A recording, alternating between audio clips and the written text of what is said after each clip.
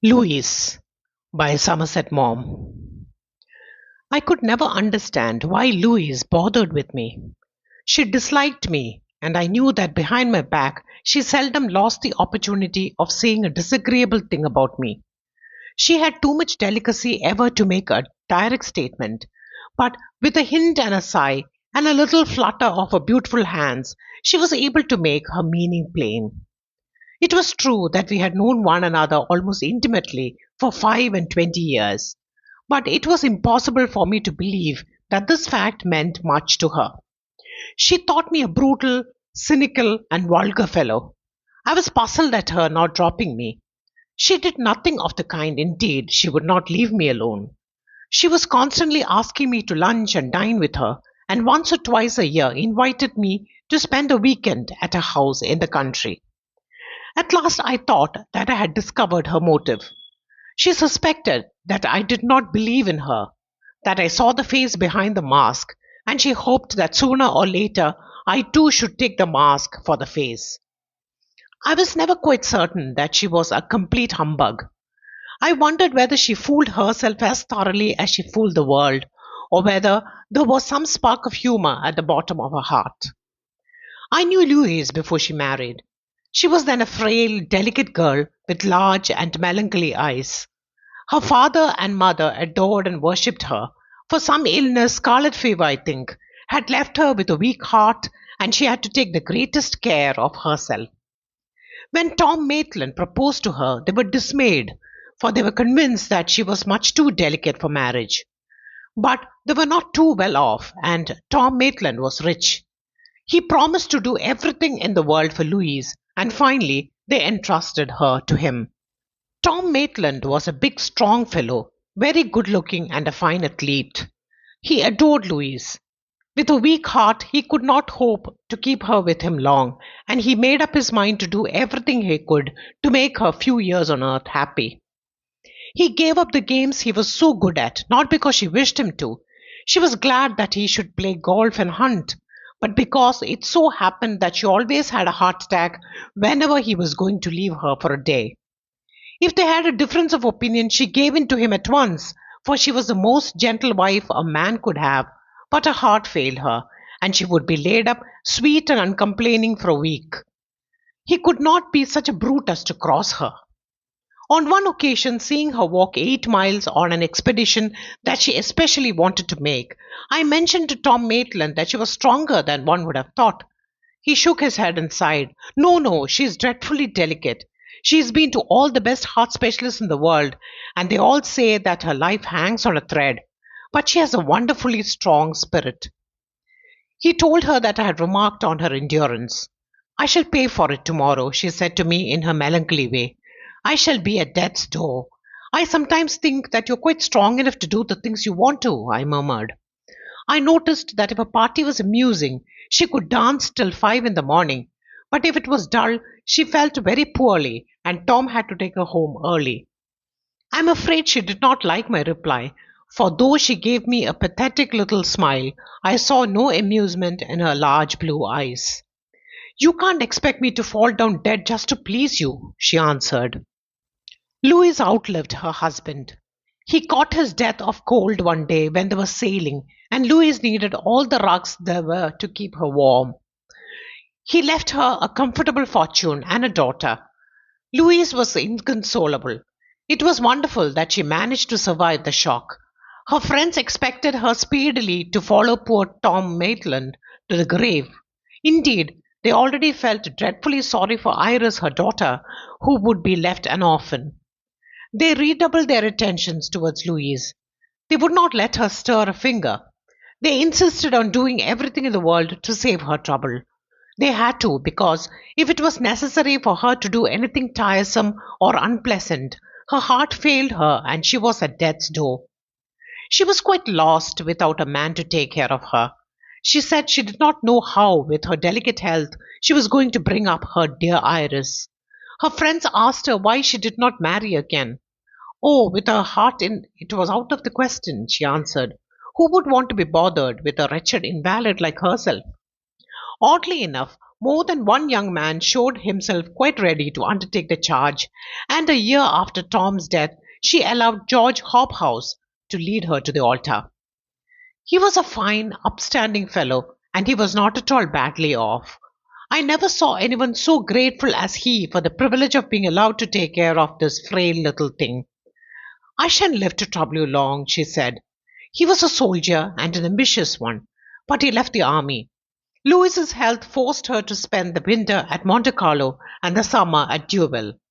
He prepared to make his wife's last few years as happy as he could.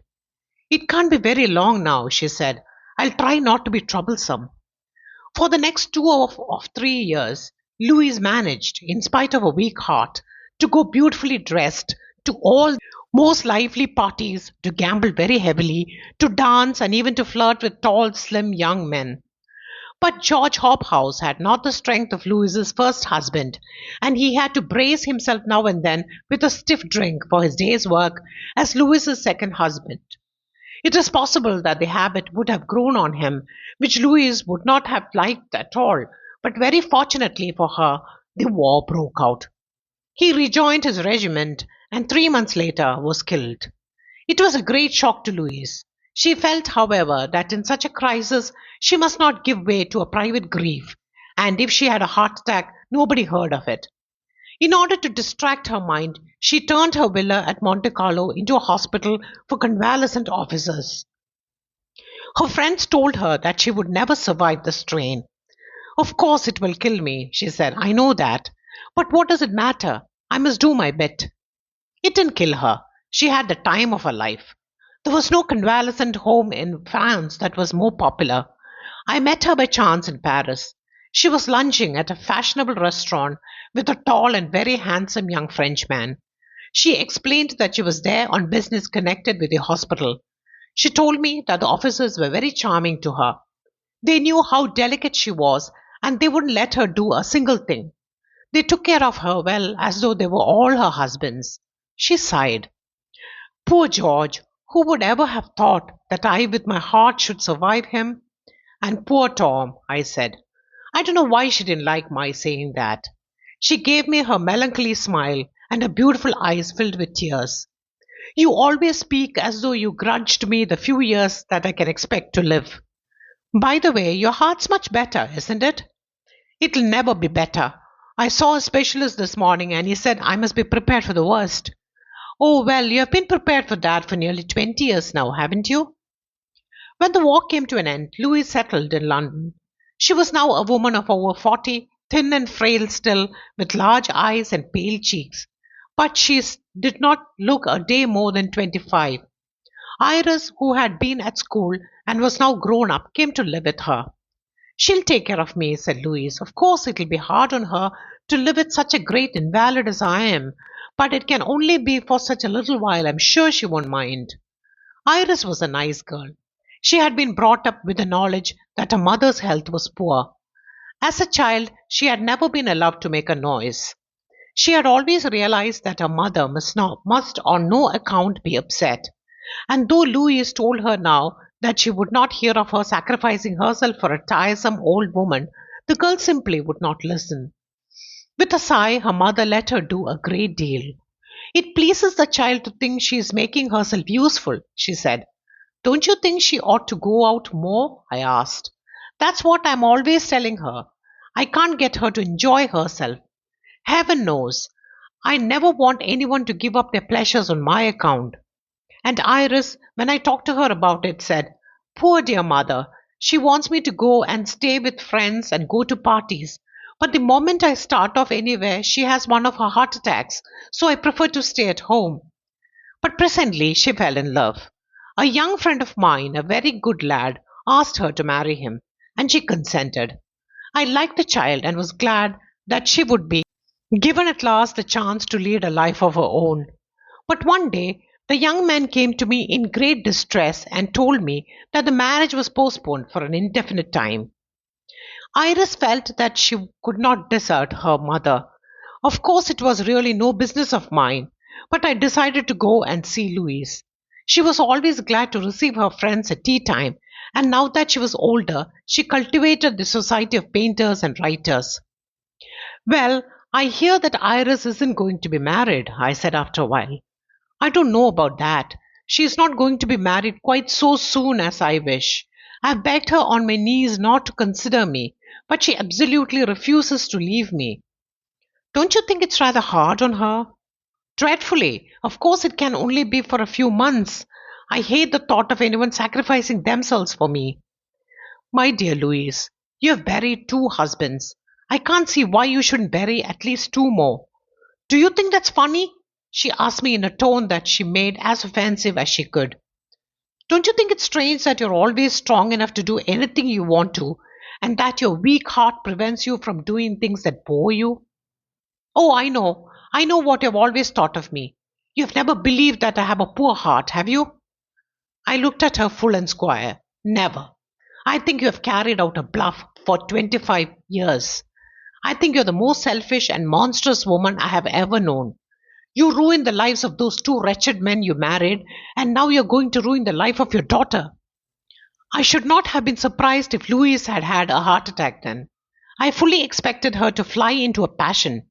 She only gave me a gentle smile. My poor friend, one of these days you will be so dreadfully sorry you said this to me. Have you quite decided not to let Iris marry this boy? I have begged her to marry him. I know it'll kill me, but I don't mind. Nobody cares for me. I'm just a burden to everybody. Did you tell her it would kill you? She made me. Nobody can make you do anything that you yourself don't want to do. She can marry her young man tomorrow if she likes. If it kills me, it kills me. Well, let's risk it, shall we? Haven't you got any pity for me? One can't pity anyone who amuses one as much as you amuse me, I answered. A spot of color appeared on Louise's pale cheeks, and though she smiled, her eyes were hard and angry. Iris will marry in a month's time, she said, and if anything happens to me, I hope you and she will be able to forgive yourselves. Louise was as good as her word. A date was fixed, a rich trousseau was ordered, and invitations were sent. Iris and the lad were very happy. On the wedding day, at 10 o'clock in the morning, Louise, that devilish woman, had one of her heart attacks and died. She died gently, forgiving Iris for having killed her.